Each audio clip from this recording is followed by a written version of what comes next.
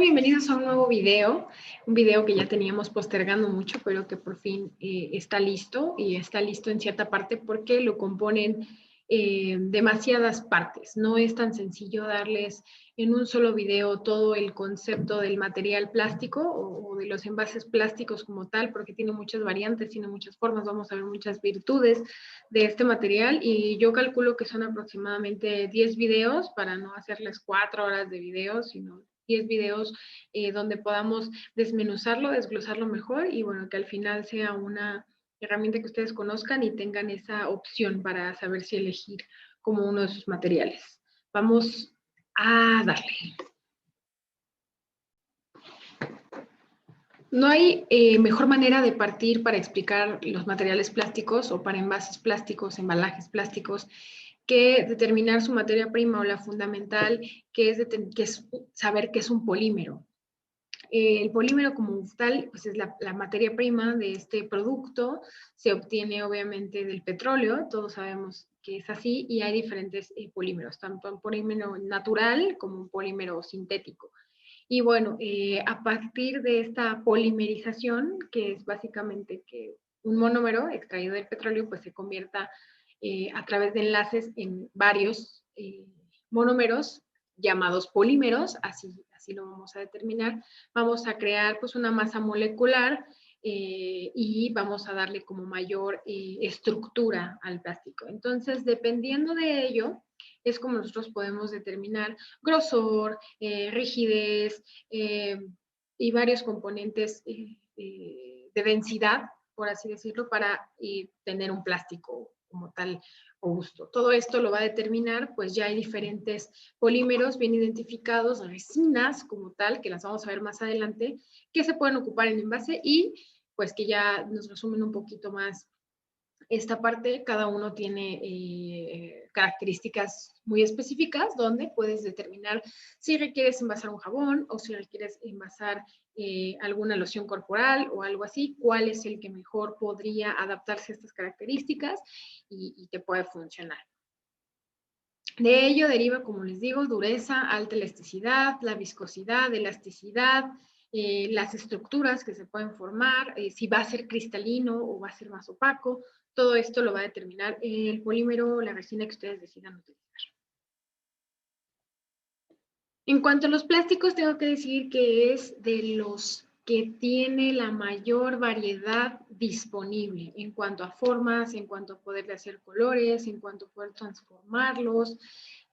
Por eso aquí lo pongo, ¿no? Envases de plástico que brindan mayor variedad, tanto de tipo, formas, procesos. También vamos a ver muchísimos procesos dependiendo el formato que queramos decir. Ahorita les voy a decir como los 3 principales formatos en que vemos el plástico y hay muchísimo más, o sea, hay gran cantidad y por eso lo vemos en muchas industrias, no nada más en esta, en muchas industrias es muy utilizado.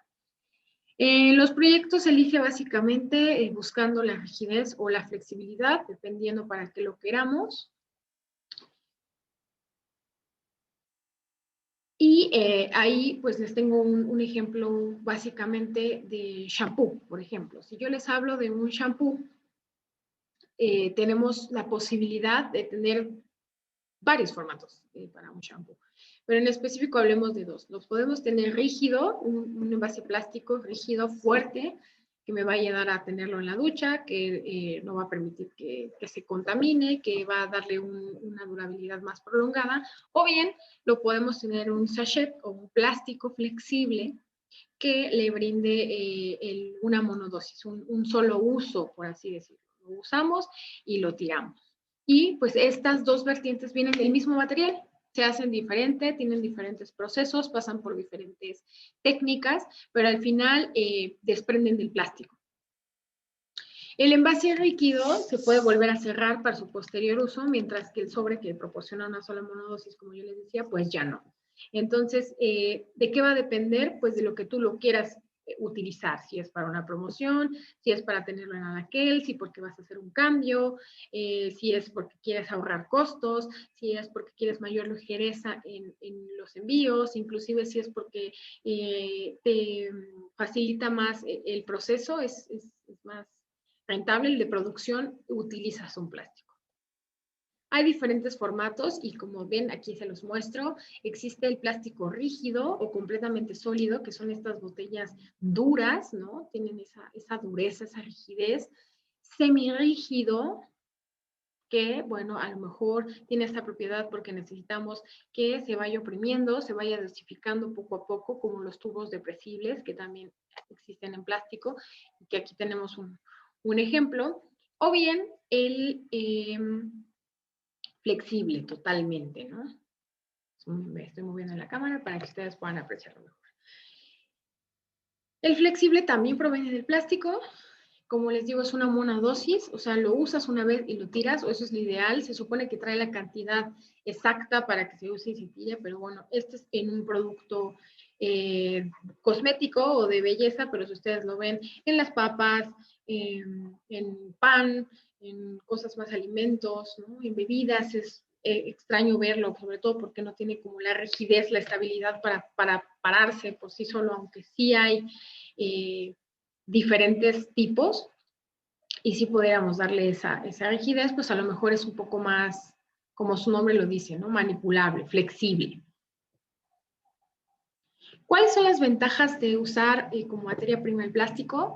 Que tiene una alta resistencia, ¿no? A cualquier impacto, sobre todo, ¿no? Puede resistir, volver a su lugar, no se abolla tan fácil o recupera su forma, no es tan fácil que sea que con algo reviente, o con algo se punce o se apachurre. Vamos, ahora sí, ¿no? Porque también podemos decir que cambiando la densidad de los materiales, reduciendo calibres, que es algo que se está haciendo en la industria tanto para ahorrar costos como a nivel medioambiental, pues sí podrían correr más riesgos, pero en general está diseñado para tener alta resistencia.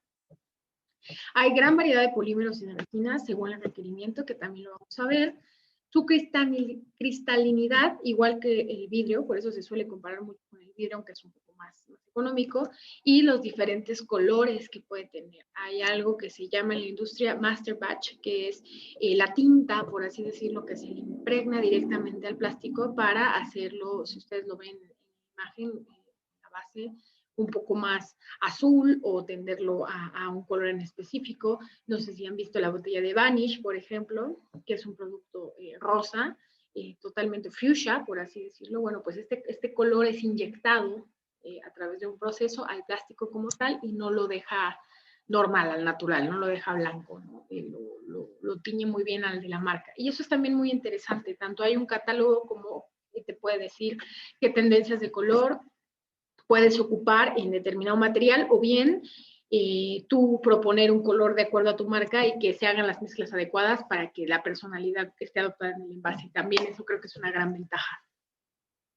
Diversos formatos, desde cosas muy pequeñas hasta galones, ¿no? Hasta el garrafón que tienen ustedes en su casa, pues es producto de plástico, se puede hacer y no pierde ni su resistencia, ni la cristalinidad, ni diferentes cosas, ¿no? Se pueden lograr bastante bien y eso también le da versatilidad a lo que tú tengas que hacer y lo vas a adaptar a un plástico.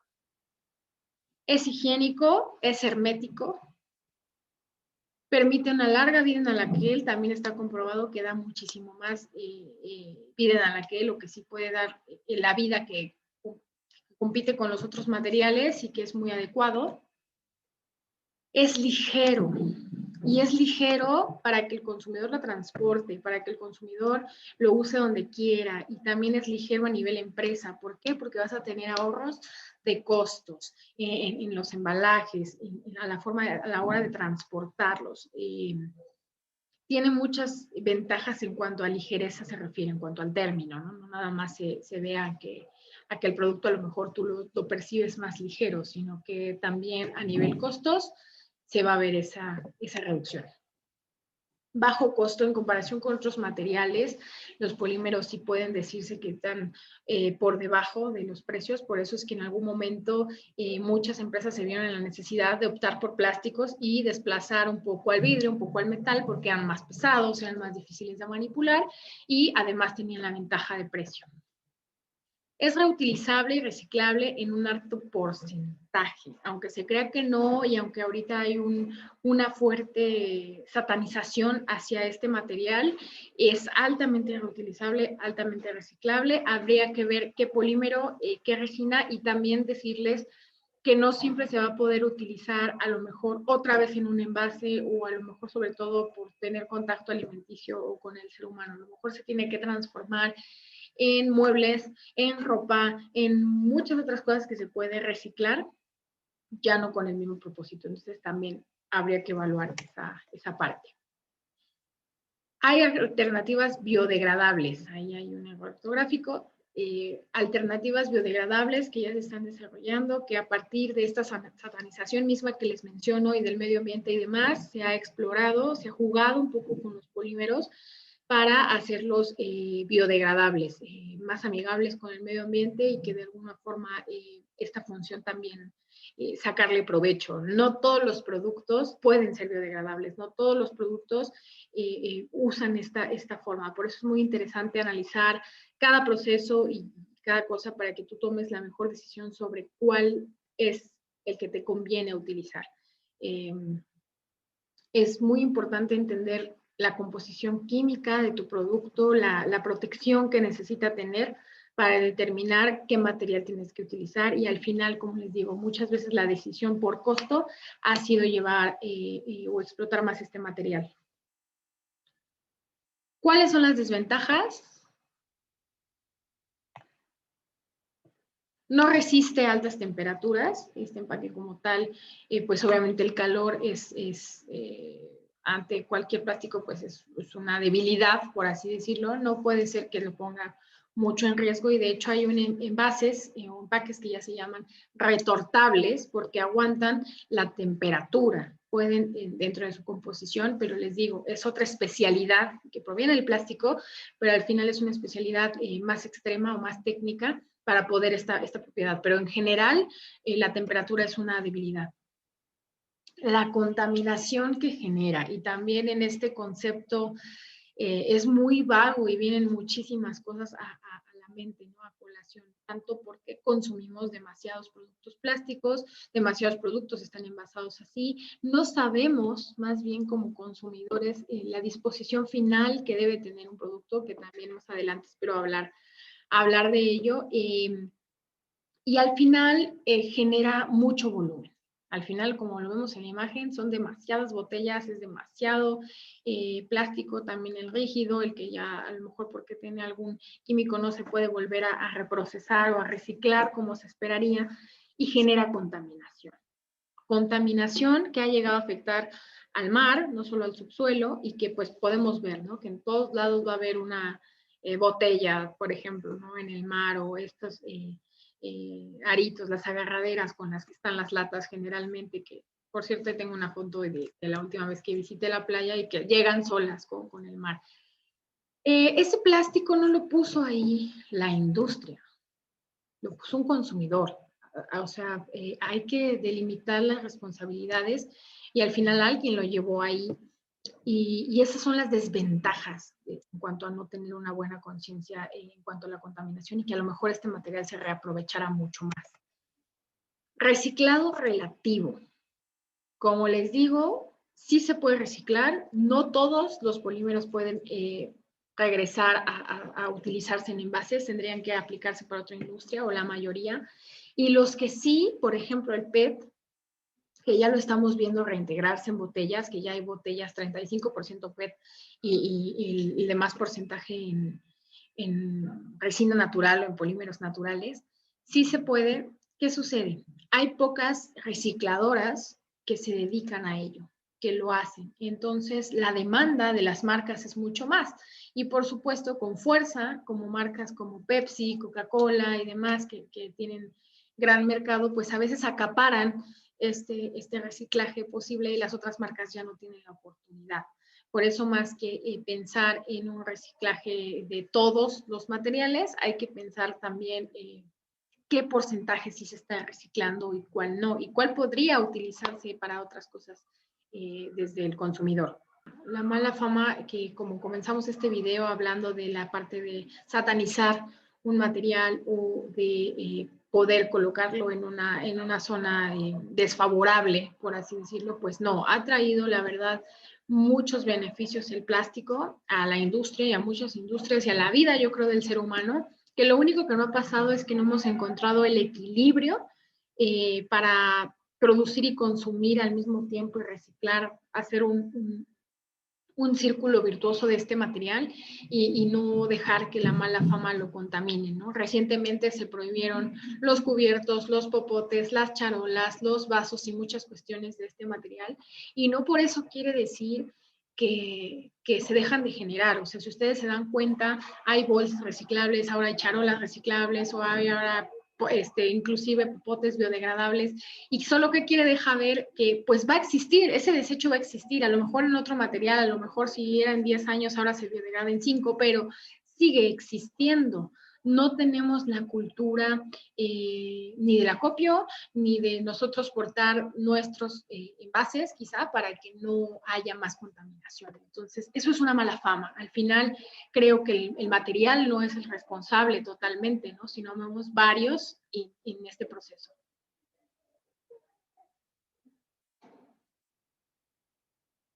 Bueno, y por último punto que me gustaría destacar en este video es respecto a la simbología del plástico.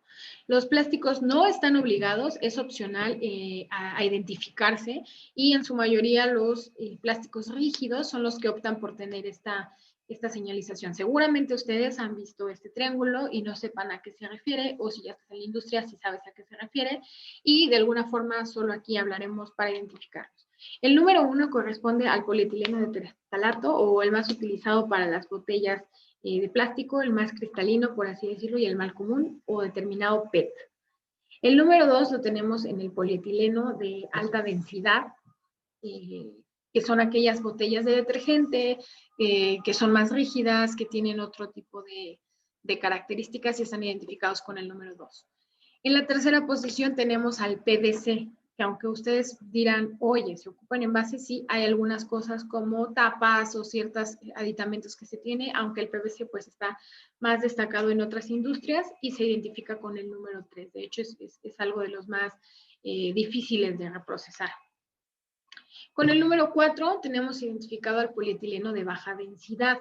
¿Cómo podremos identificar o diferenciar uno de alta de uno de baja? Por la opacidad del mismo material, ¿no? Generalmente los garrafones estos de jugo, ¿no? Vida o ese tipo de marcas, si ustedes ven, tienen un color más opaco, no es tan cristalino y blanco como tal, sino es un inter. Ahí podemos determinar el polietileno de baja densidad, está como más manchadillo, ¿no? Digamos así.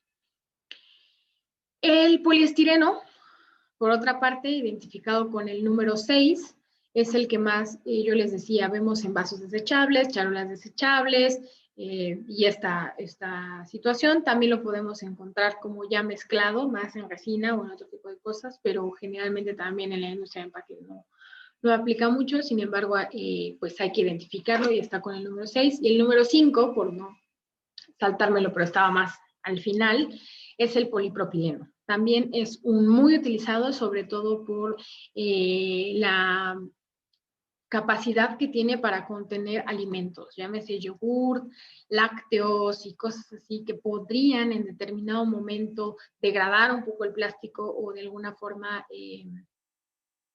pues sí, debilitarlo en cuanto a su estructura, pues el polipropileno es una muy buena solución para resolver esto.